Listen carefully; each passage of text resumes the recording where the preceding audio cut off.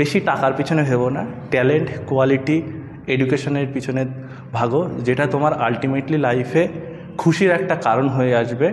জীবনে খুশি হতে চাও, তুমি ভাবছো আমার কাছে এত টাকা হবে। আমার সবার একটা ধারণা কী হয়ে থাকে জানো তো, যে বেশি টাকা মানে বেশি খুশি।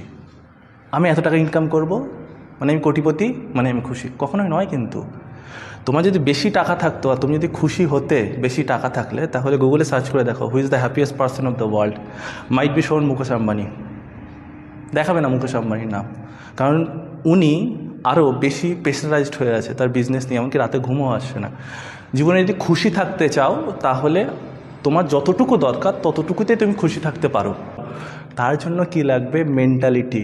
খুশিতে থাকার জন্য বেশি অর্থের প্রয়োজন হয় না, যতটুকু তোমার দরকার লাইফে সমস্ত কিছু পরিবার পরিজনকে নিয়ে থাকার জন্য, তোমার নিজের নিডসকে চালনা করার জন্য ততটুকু মানি নিয়ে সঠিক মেন্টালিটি দিয়ে যদি থাকতে পারো না, তোমার থেকে খুশি এই পৃথিবীতে কেউ হবে না। তাই বেশি টাকার পিছনে ভেবো না, ট্যালেন্ট, কোয়ালিটি, এডুকেশনের পিছনে ভাগো, যেটা তোমার আলটিমেটলি লাইফে খুশির একটা কারণ হয়ে আসবে তোমার জীবনের সাকসেসের দ্বারাই। Thank you so much.